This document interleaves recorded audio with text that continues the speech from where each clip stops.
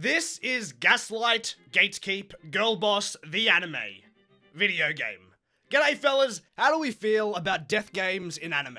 It ain't a new trope by any means, there are plenty of them out there. Danganronpa, Deadman Wonderland, Alice in Borderland, Mirai Nikki, Kaiji, Darwin's Game, Tomodachi Game, Squid Game The Challenge. I don't know what it is, but people seem to love it when fictional characters are just forced to murk each other. It's a very simplistic yet intriguing concept. How would a certain cast of larger-than-life characters fare when forced to play with their lives? How will they stray from their moral code when faced against reality? How will they deceive one another? What kind of bonds will be formed in this dire situation? What does right and wrong even mean anymore? As simple as it may sound on paper, death games have the potential to create great abstract stories and develop characters in ways only possible through this medium. And I'm here to tell you about the best one of the bunch. This is Your Turn to Die, Death Game by Majority.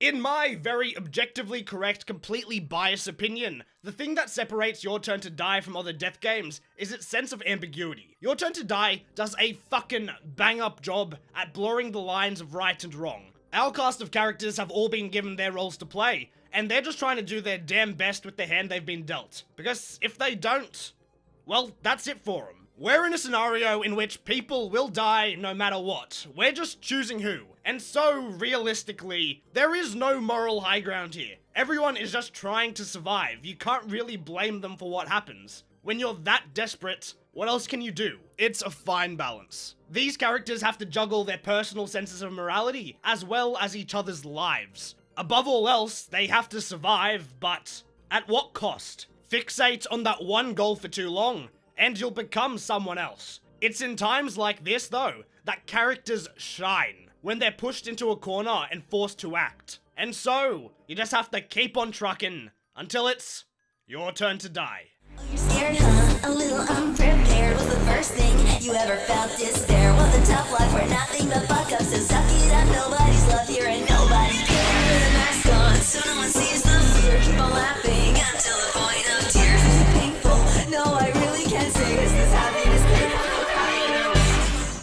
Your Turn to Die makes it very clear, both in its gameplay and through its characters, that humans are not fundamentally good nor evil, but a mixture of both. This is a series all about truths, lies, deception, and false alliances. And so, we're quick to discover just how fast individuals can turn against each other when their backs are against a wall. Like I said, desperation can make you do, well, desperate things. Betrayal may seem like not too bad of a taboo. Mayhaps it gets to a stage in which murder is the same. What would you do? Could you accept death? Would you cast aside your humanity? Or would you lay down and let Sarah walk all over you? I vote for the latter.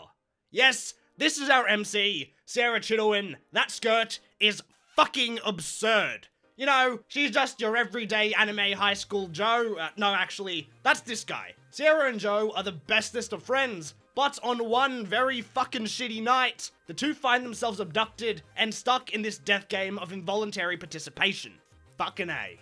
And so, Sarah, along with a bunch of other participants, some of which are more alive than others, go through trial and tribulation as they solve puzzles, make hard decisions, and change the course of the game. Just about every character gets really good development, each affected deeply by the choices they're forced to make and the losses along the way. Even characters that we don't have the time to get to know super well leave lasting impacts and make the best use of their screen time. At a certain point into the game, there is no character that you don't love, side characters and villains included. Which makes decisions so much harder to make, and the failures that much more gut-punching, because, oh yeah, there are multiple routes. Of course, a lot of things are scripted and the same, but you can change the outcomes in this story drastically. Certain decisions completely fucking with the group dynamic. Your choices matter.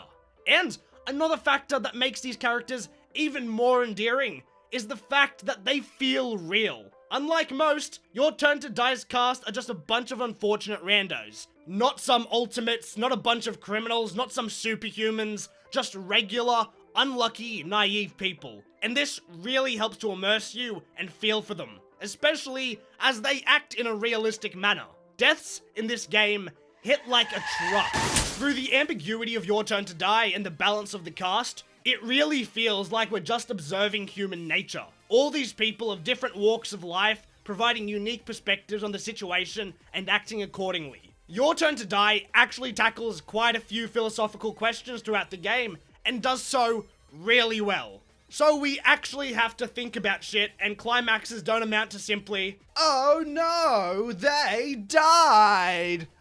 Moving on. And when it comes to the actual gameplay aspect, well, at a technical perspective, it's nothing special, as it's pretty much a visual novel. However, spliced in between dialogue are quite a wide array of mini-games and the like. Each chapter is completely different to the last, only sharing the main game at the end. So, plenty of fresh experiences to keep the game from getting stale. And for a free game, that is so much more than enough. But when it comes to the actual mysteries we're solving, well, they're fucking great.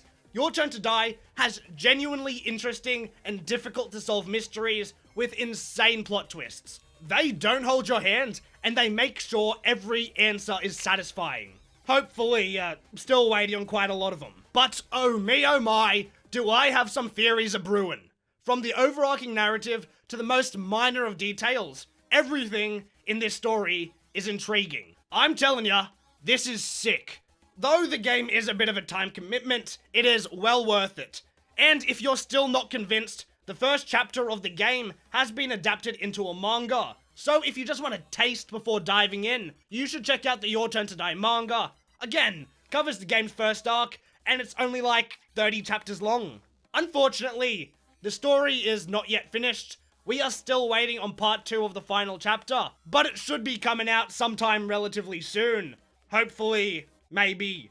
Still, it'll definitely be worth the wait because from everything that's been established, this ending is gonna go fucking crazy. But if you're still craving some more Your Turn to Die content, there is more. We have been granted the blessing of a shit ton of side content while we anticipate the finale. Multiple side episodes with more on the way, which are really well polished and give us insight into particular characters' pasts. There's also the spin-off game, Your Time to Shine Island Existence, which brings some attention to 2 characters that we didn't have much time to get to know. Currently, there are 2 playable characters with intention for all the main cast to be added eventually.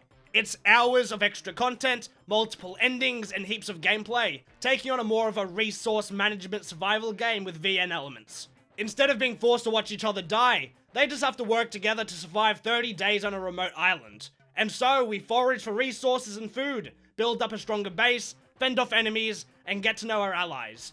Great dialogue, great game, and towards the end, the difficulty does ramp up, especially if you play on hard mode and don't know what's going on. And there are also another 2 books, the side Joe novel focusing more on Joe's POV, as well as a 4-panel manga which is just a bunch of YTTD memes. So, while Your Turn to Die is not an anime, it does have a manga, though only covering the first chunk of the game.